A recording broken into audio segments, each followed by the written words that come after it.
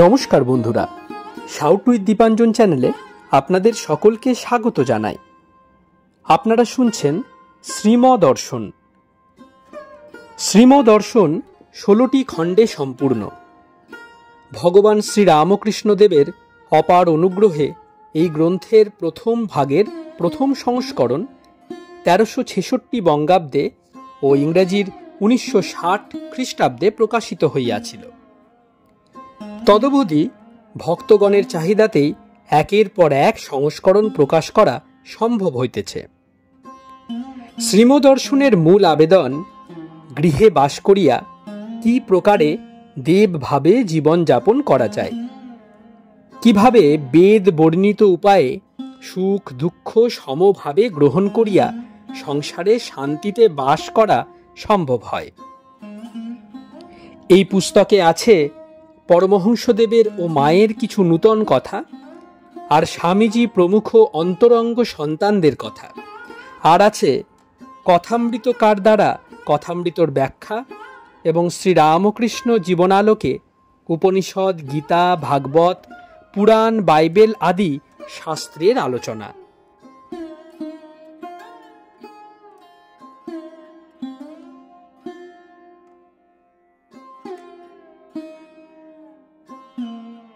আপনারা শুনছেন স্বামী নিত্যাত্মানন্দ বিরচিত শ্রীমদর্শন। আজ ৯৮তম পর্ব। আসুন আজকের পর্বটি আমরা শুরু করি।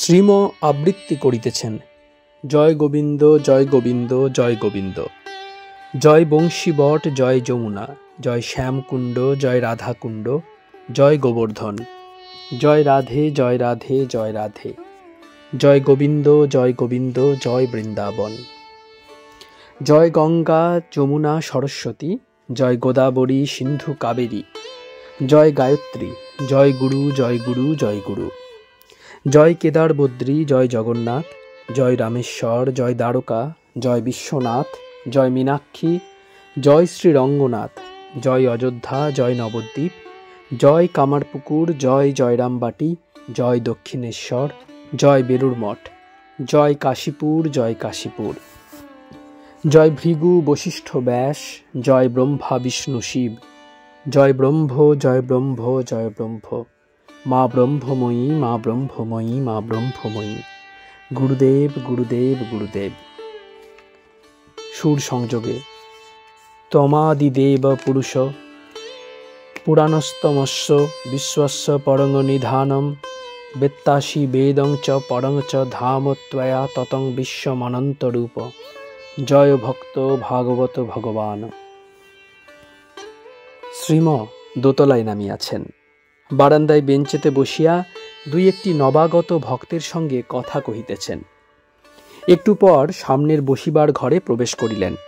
বড়জিতেন, জগবন্ধু প্রভৃতি সেখানে বসা। মাখন আসিলেন। তিনি নানা অবান্তর কথা কহিতেছেন। শ্রীম মাখনের প্রতি। ঠাকুরের একটি গল্প আছে। দুই বন্ধু বেড়াতে গেল। একজন গেল বেশ্যালয়ে, আরেকজন বসে ভাগবত শুনছে। মরণের পর যে গেল বেশ্যালয়ে তার গতি হলো বৈকুণ্ঠে, অন্যজন গেল নরকে। এর মানে হলো মনই সব করে। মন যেখানে তুমিও সেখানে। তীর্থ দর্শন কারো কারো এমনই আছে যে মনেই সব দেখতে পায়, রিয়েলাইজ করতে পারে। প্রত্যক্ষ করলে যেমন দেখে মনেতেও তেমনই হয়।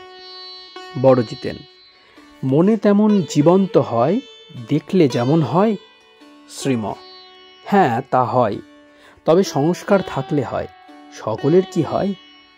কেউ কেউ বদ্রীনাথে গিয়েও পাথরের ঢেলা দেখছে, কেহ অন্য রূপ দেখছে। যোগীদের ওই অবস্থা হয়। যোগীরা আগে লোক পরখ করতেন ওই করে, ধ্যান ট্যান করতে বলতেন। কেউ কেউ ধ্যান করতে বসে চোখের সামনে সব দেখতে পাচ্ছে জীবন্ত, যার ধ্যান করছে। কারো মন বসে না, এদিক ওদিক যাচ্ছে। মাখন, স্থান মাহাত্ম্য তো রয়েছে, তীর্থের প্রয়োজনীয়তাও রয়েছে, নয় কি? শ্রীম, তা একটু হয় বটে।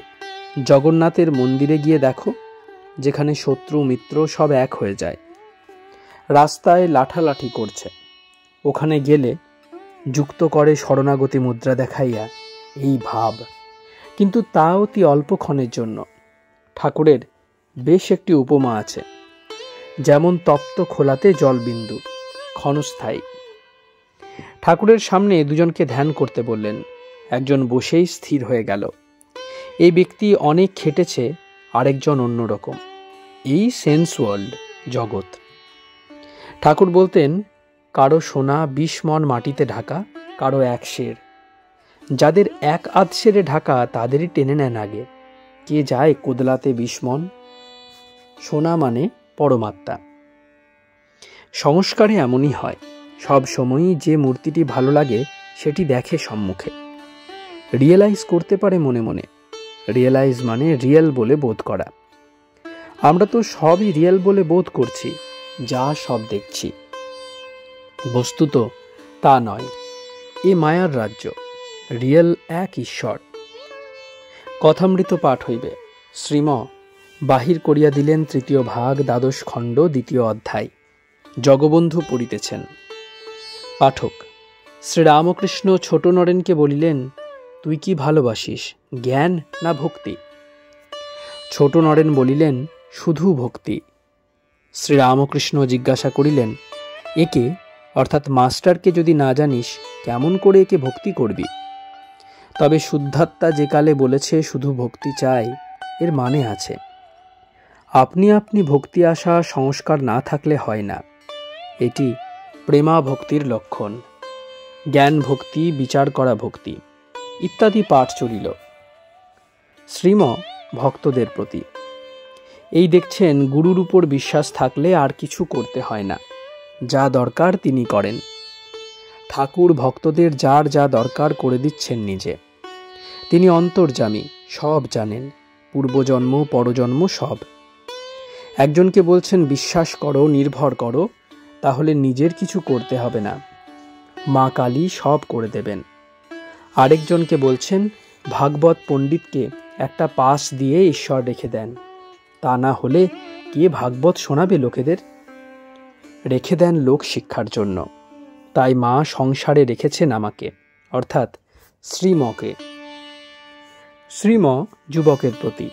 গুরুর আশ্রয় লাভ করে যেখানেই থাকো ভয় নাই, তার দৃষ্টি থাকে। শ্রীম ভক্তদের প্রতি। অনেক কুলগুরুর কাছ থেকে মন্ত্র নিয়ে ভাবে মানুষের কাছ থেকে মন্ত্র নিয়েছে। মানুষ বুদ্ধি করলে হবে না, গুরুতে ঈশ্বর বুদ্ধি চাই। মন্ত্র ঈশ্বর দিয়েছেন, এই বুদ্ধি চাই।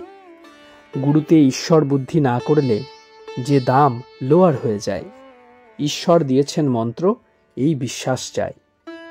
পাঠকের প্রতি। পড়ো। পাঠক পড়িতেছেন। শ্রীরামকৃষ্ণ বলিলেন, ব্যাসদেব গোপীদের প্রায় সব ক্ষীর দই ননি খেয়ে ফেললেন। তারপর বললেন, যমুনে, আজ আমি যদি কিছু না খেয়ে থাকি তবে তোমার জল 2 ভাগ হবে, আর মাঝের রাস্তা দিয়ে আমরা চলে যাব। ঠিক তাই হলো। শ্রীম দেখুন, ব্যাসদেবের কি জ্বলন্ত বিশ্বাস। এত খেলেন, তা বলছেন আমি কিছুই খাই নাই। গোপীরা তো দেখে শুনে অবাক, কি বিশ্বাস। আমি মানে শুদ্ধাত্মা, যিনি অন্তরে আছেন। তিনি নির্লিপ্ত, তাঁর ক্ষুধা তৃষ্ণা নাই। এর নামই ব্রহ্মজ্ঞান। ইহা হলেই জীবন মুক্ত।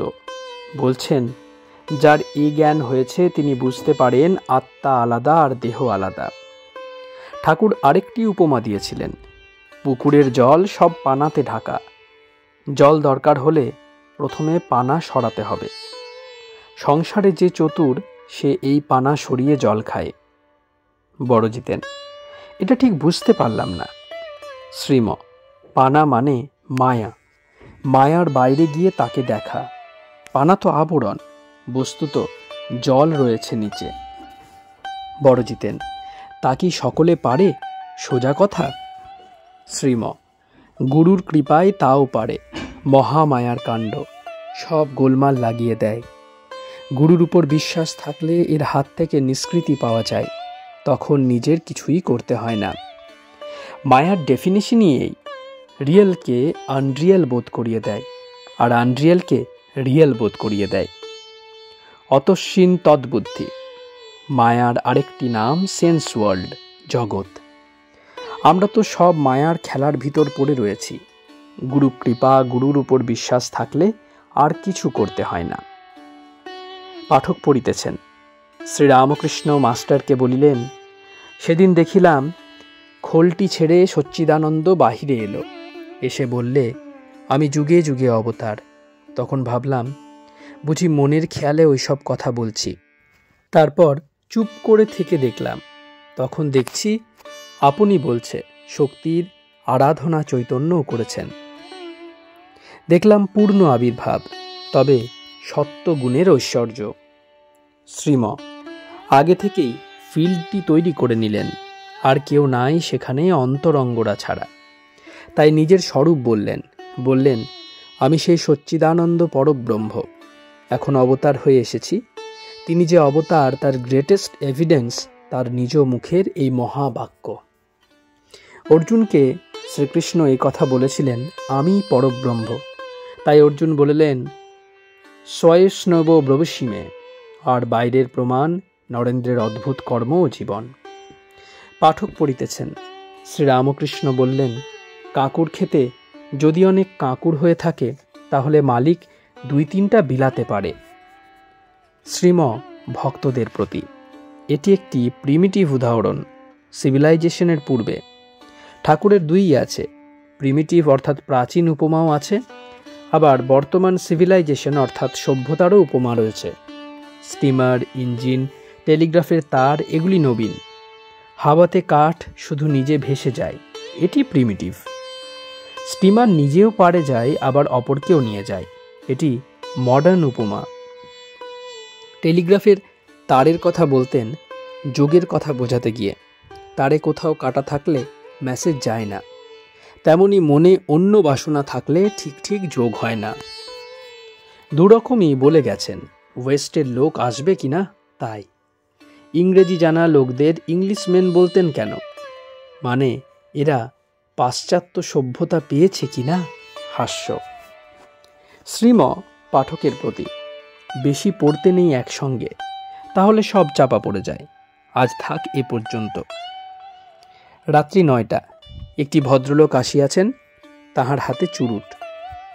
ইনি গিরিশ ঘোষের কাছে যাতায়াত করিতেন। শ্রীম সস্নেহে তাহাকে কাছে বসাইলেন। গিরিশবাবুর জীবনচরিত লেখা হইতেছে কিনা শ্রীম জিজ্ঞাসা করিতেছেন। বলিলেন, আপনারা তাঁর কাছে অনেক বসেছেন, আপনারা লিখলেই ভালো হয়। ভক্তটি উত্তর করলেন, গোঁড়ামি দোষ ধরবে যে। শ্রীম প্রত্যুত্তরে বলিলেন, না, শুধু ফ্যাক্টস দিয়ে দেবেন, নিজের ওপিনিয়ন না দিলেই হবে। 3 2 দিন পর 14 ফেব্রুয়ারি 1924 খ্রিস্টাব্দ, রাত্রি 9টা। শ্রীম মর্টন ইনস্টিটিউশনের দোতলার বারান্দায় বেঞ্চেতে বসিয়া আছেন। অন্তেবাসী একজন সাধুকে দর্শন করিয়া ফিরিয়াছেন। সেই সাধুর সম্বন্ধে কথা হইতেছে। শ্রীম অন্তেবাসীর প্রতি। কিছু আলাপ হলো? অন্তেবাসী, আজ্ঞে হ্যাঁ, কি করে বৈরাগ্য হলো জিজ্ঞেস করেছিলাম। শ্রীম কি বললেন? অন্তেবাসী, ইনি সংসার ধর্ম করেছেন, ছেলেরা সব লায়েক, কেউ উকিল, কেউ ডাক্তার। পত্নী গত হয়েছেন অনেক দিন, বয়স 56। ইদানিং সর্বদা মহাভারত পড়তেন। তিনি বললেন, একটি গল্প পড়েছিলেন, সেইটিই তাঁর আদর্শ। তার প্রভাবেই ওই বয়সে সাধু হলেন। গল্পটি এই, এক সদাগর অনেক বাণিজ্য সম্ভার নিয়ে চলেছে। বহু নৌকা আর লোকজন তার সঙ্গে। নৌকোয় বসে আছে একদিন, জলের উপর দৃষ্টি। দেখলে একটি বাঁশপাতা জলের আবর্তে পড়ে তলিয়ে গেল। খুব কৌতূহল হলো দেখতে পাতাটা গেল কোথায়। তাই ডুবুরিকে জলের নিচে নামিয়ে দিল। সে গিয়ে দেখল একটা মাছ মুখ হাঁ করে আছে, আর বাঁশপাতাটি গিয়ে সেই মুখের ভিতর পড়ল। অমনি মাছ সেটি খেয়ে ফেলল। সদাগরকে এসে এই কথা বলতেই সে মাঝিদের হুকুম করল নৌকা তীরে লাগাতে। সে তখন এক বস্ত্রে নৌকা থেকে নেমে গেল। খবরও আর করলে না। বিষয়ের কি হবে, স্ত্রী পুত্র কন্যার কি হবে, এই বিচার করে বের হলো সবই দেখছি পূর্ব থেকেই ঠিক হয়ে আছে, কে কি আহার করবে এবং কখন করবে। তাহলে আর কেন আমি এ ঝকমারিতে রয়েছি? যিনি মাছের মুখে বাঁশ পাতার বন্দোবস্ত করেছেন তিনি আমায়ও খেতে দেবেন, অপর সকলকেও খেতে দেবেন। এই গল্পটি এই সাধুটির আদর্শ, এইটিতেই বৈরাগ্য হয়।